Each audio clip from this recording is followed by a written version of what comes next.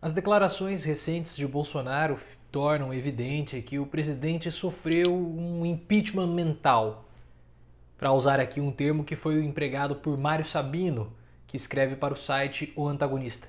E é verdade, Sabino tem razão, Bolsonaro ele simplesmente sofreu uma pane mental. Talvez aí, para usar um termo mais da internet, ele sofreu um bug. O cérebro de Bolsonaro parece que não funciona direito e o presidente está desesperadamente pedindo ajuda. Isso ficou claro nas declarações recentes. Bolsonaro não aguenta mais ser criticado. É alguém que está nas cordas e apanhando diariamente e não possui mais forças para reagir. Ele falou: eu sou criticado direto, a direita me critica, se continuarem me criticando dessa forma, vocês vão ter que enfrentar Lula e Ciro no segundo turno em 2022. É isso que vocês querem? Algumas críticas até valem, mas toda hora, se forem críticas justas, como se as críticas que ele recebe fossem críticas completamente injustas. Nós temos mais de 550 mil mortos pela pandemia, vamos chegar a 600 mil, ele não quis comprar a vacina, ele boicota todas as formas de medidas sanitárias e no final de semana ele voltou a falar que a vacina é uma vacina experimental, voltou a falar um monte de bobagem. Como que ele não quer ser criticado? E fora isso, nós estamos de frente para vários problemas de corrupção envolvendo a compra de vacinas. O Brasil não quis comprar vacinas diretamente do Butantan, não quis comprar vacina diretamente da Pfizer, não quis produzir as vacinas na Fiocruz, mas correu desesperadamente para poder comprar a vacina do Dominguete, a vacina lá do Pazuello, 4 vezes o valor. Assim, como que ele não quer ser criticado? Como ele não quer ser criticado? Com as claras evidências de corrupção que foram levantadas inclusive pelo Luiz Miranda, que gravou a conversa e o Bolsonaro não fala absolutamente nada a respeito disso. Então o que ele quer? Perceba que ele já está pedindo socorro, parem de me criticar, eu não aguento mais. E no final de semana ele falou algo que foi interessante, talvez até um ato falho. É claro que nós entendemos o que o Bolsonaro quis dizer, mas chamou muita atenção que ele falou: se eu tivesse o controle, se eu tivesse feito algo, se eu tivesse o controle da situação, o Brasil não teriam morrido tantas pessoas na pandemia no país. E assim, presidente, você não teve o controle porque você não quis. O Senhor não quis. E quanto mais ele tenta perpetuar essa versão, mais ela fica desgastada e as pessoas começam a entender que tudo isso não passa de bravata. Porque ele tenta insistir sempre nas mesmas teses. A tese da pandemia, isso não tem nada a ver comigo, porque o STF impediu que eu tomasse qualquer tipo de decisão. Cabia aos estados, cabia aos municípios. Mas a inércia do presidente foi tão grande que nem vacinas ele quis comprar. E na época que os estados e municípios queriam comprar as vacinas, não foi permitido. Era prerrogativa do governo federal comprar a vacina, e ele não comprou.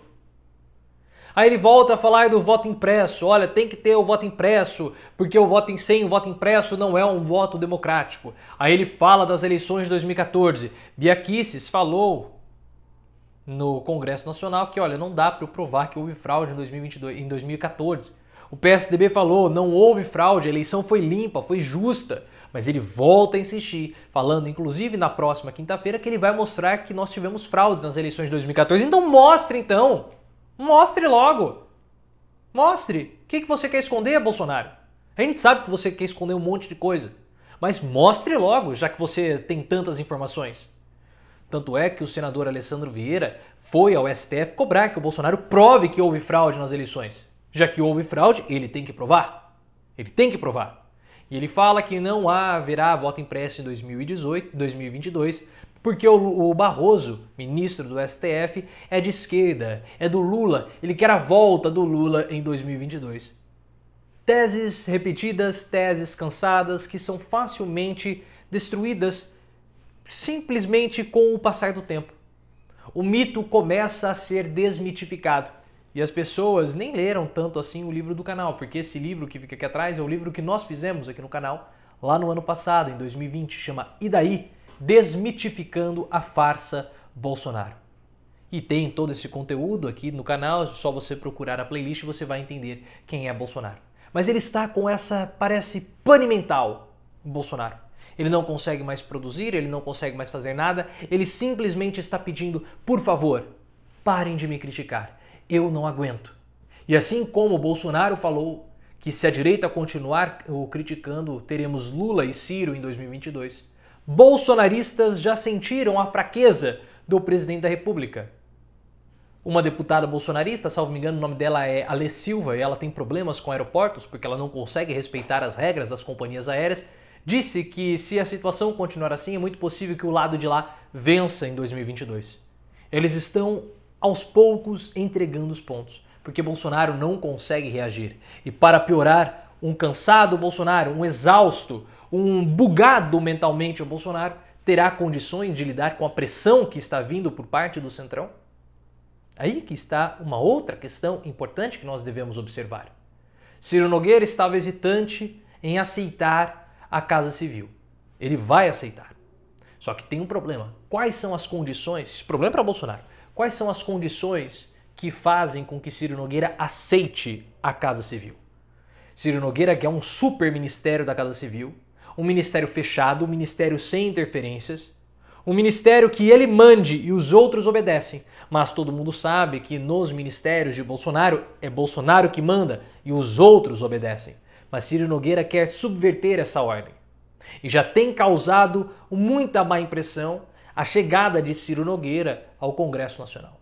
À esplanada dos ministérios. Inclusive para os próprios bolsonaristas, que também ficaram bugados com as falas do Bolsonaro a respeito de Ciro Nogueira, porque Ciro Nogueira é um expoente do Centrão. Enquanto o Bolsonaro estava só ali se relacionando com o orçamento paralelo, com o Centrão, fazendo afagos aqui e acolá, era uma coisa. Agora ele trouxe, de fato, o Centrão para dentro do governo. Tudo que foi falado a respeito de corrupção, tudo que foi falado a respeito do Centrão cai por terra. É como nós falamos em um vídeo, salvo me engano, na semana passada, Bolsonaro traiu os bolsonaristas. Eles se sentem traídos. No fundo, eles sabem que não é mais aquela mesma relação que foi talvez até meados do ano passado. E essa escolha por Ciro Nogueira vai demandar uma energia que Bolsonaro não possui mais, vai demandar uma habilidade que Bolsonaro nunca possuiu. Porque o que está acontecendo? Uma disputa que vocês bem sabem entre militares e Centrão, que já ocorria dentro do Ministério da Saúde, agora se espalhou para toda a esplanada dos ministérios, para todo o governo federal. Ciro Nogueira não é bem visto entre os militares, que já prometeram que vão espalhar várias minas terrestres e vão, inclusive, fiscalizar e verificar, espionar todos os movimentos de Ciro Nogueira enquanto ministro da Casa Civil.